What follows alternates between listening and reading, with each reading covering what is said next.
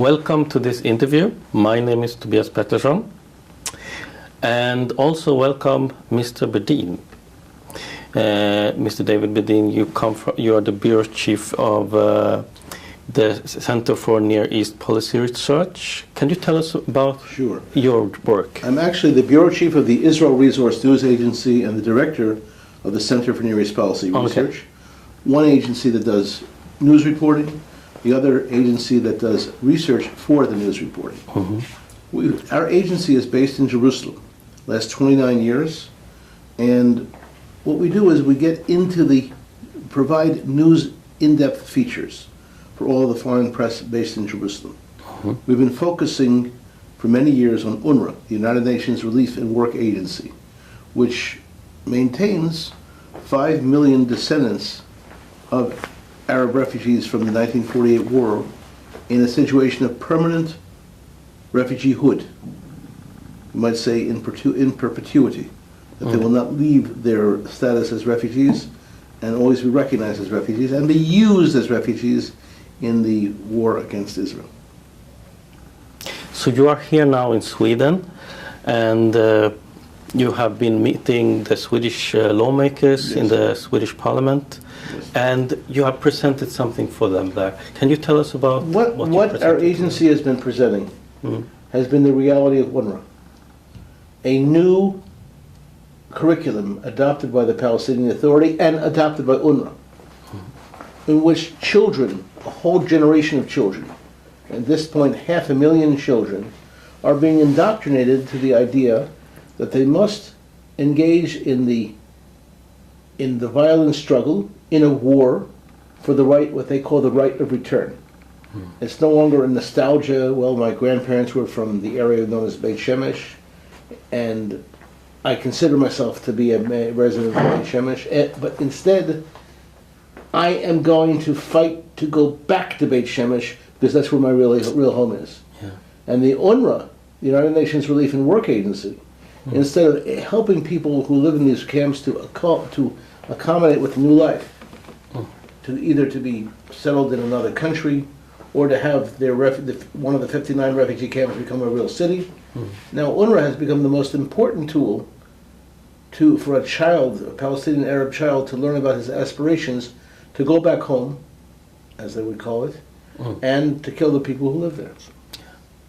I mean, that is really awful. And how did the politicians in Sweden react to this presentation? The politicians in Sweden, also in Canada and the United States, where we recently were, have reacted very well. They're very seriously.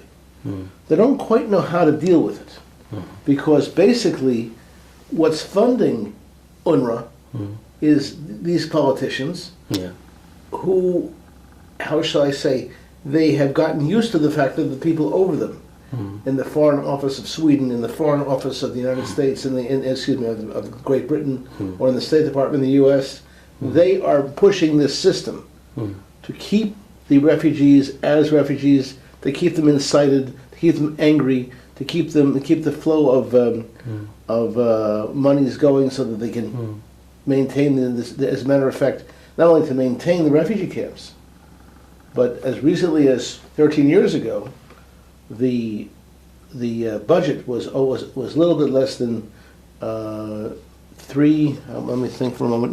$300 million. Today it's $1.2 billion. A quadrupling of their budget. This is at a time when we've been questioning, and people have justified our questioning, what happens to the cash that comes in there. For example, money that comes to Unruhe in Gaza to repair homes from the 2014 war or battle, whatever you want to call it. They've been getting money in tremendous amounts of cash to rebuild their homes, except for one thing. They are forbidden by the town council, their local councils, of trying to even try to rebuild their homes because they have this with spec of permanency. They are being instructed, the population in Gaza, by the dictatorial regime set up by Unruhe, that they can only spend the money on building up homes in where they came from, which is within Israel proper. And instead, the money is flowing into arms, women trafficking, counterfeit industries, also medical supplies, the resale of medical supplies. These are amongst the industries that have been developed by all the cash coming in. And since the people, our agency revealed 12 years ago, and we haven't been listened to enough, that the people who took over the UNRWA Workers Union and the UNRWA Teachers Union were part of Hamas.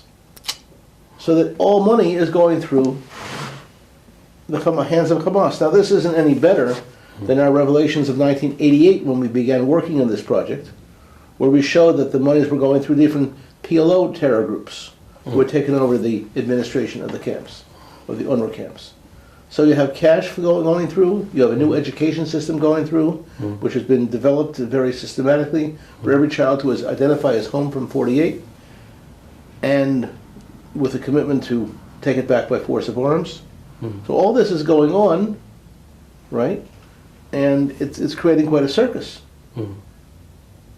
And that our job is to show the circus, not just the people, but to the people who are allocating the funds. And that we're talking about the parliaments of the world and also the U.S. Congress.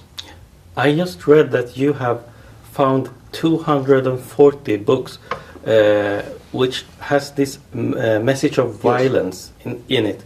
Can you tell us more about Certainly. what is in You this look at books? our website, IsraelBehindTheNews.com, and we show the books. As a matter of fact, the entire complement of books will be on there very soon.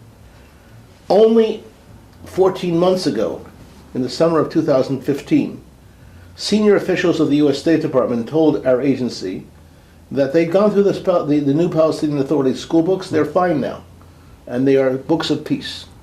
So we went back to the warehouse of the PLO. We got the school books, which are the school books used in the UNRWA camps. We commissioned a translation. We have both the Palestinian and Israeli translators, and found out these are books of war. That, number one, delegitimization of Israel, demonization of Jews, and stating over and over and over that the purpose of the life at this point of a Palestinian child is to work towards the right of return by means of the armed struggle.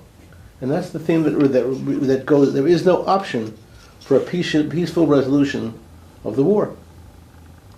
And how transparent is really UNRWA itself? Transparency and UNRWA do not get along. Only as we're being interviewed, I received the message. I have what many people have in journalism, a Google alert on the word UNRWA. So every time something's happening, we see what's going on. And over the last few days, several $100 million in cash was allocated to families in Gaza whose homes were damaged in the 2014 confrontation with the Israeli army, except for one thing. The people who are getting the money have made it very clear that they have no intention of repairing their homes because they see their permanent homes as where? The places that their grandparents left during the 48 war. And that's Ashkelon, Ashdod, Beersheba. They were basically Arab cities. So that is the basis of the corruption. Several hundred families today, as we're speaking, receiving cash payments to repair their homes, but refusing to pay to repair their homes. So there's a lot of cash flowing in Gaza. So these textbooks, they are not produced by UNRWA itself. It's from the Palestinian Authority. The Palestinian Authority produces the books with money that it gets from European countries, and then it provides the books for the schools. And those schools are the same schools supplying radical Islamic groups around the world who hear that the Palestinian Authority is getting new books for free, so let's use them for our classes. Do you know if UNRWA is aware of these things? UNRWA spokesperson reads every report that we put out, and they deny that the report exists. They actually say that, well, maybe these UNRWA people who are speaking with you and these UNRWA researchers that are providing you with top-flight information, maybe they're working for you, maybe you've given them all kinds of money. maybe the pictures of the UNRWA camps that we show in the schools, maybe they're in your backyard. And so it's just a total denial, not wanting to deal with it. The good news is that we've had, our office has facilitated meetings at the Israeli Knesset Parliament over the last 4 years with representatives of at least 40 countries that give money to UNRWA. And they all express one thing, their skepticism of whether the money is going to where it's supposed to go to. So they're encouraging us, our agency, with our translators, to go to, and our analysts, to go to all of the major countries that allocate funds to UNRWA. Yeah. To say, hey, how about, conditioning those allocations on, well, I call it peace education now. Yeah. That if there's peace education, that's what they should be focusing on. Yeah. And Sweden is the 6th biggest donor, That's I correct. think. If we remove EU, it's even the 5th. So That's right, it would be. The 6th largest contributor yeah. to UNRWA is Sweden, but Sweden also aids the Hamas regime in Gaza. In what way? Well, in cash payments for humanitarian services. Mm-hmm. However, being in touch with social work professionals in Gaza, I keep hearing that money doesn't get to its purpose. Mm-hmm. We recently produced a film. We produced 2 films, Yeah. in which we show that the children of Gaza are going through military training, and from UNRWA schools. Hamas is helping to provide that military training, and children knowing how to use live weapons at the age of 13, 14 years old. And this is enabled by that system. Yeah. I read, in the Hamas military wing, they often talk about Unruhe Yes. when their terrorist warriors have died, and they in their biography they always mention that and that soldier, he went to the Unruhe schools and he was taught that, Right. as it's a kind of status symbol also for them. Not only is it a status symbol, but the concept that you're going to an UNRWA school and you're coming out with the ability Yeah. to liberate the areas that your grandparents didn't succeed with in the 48 war or in the 67.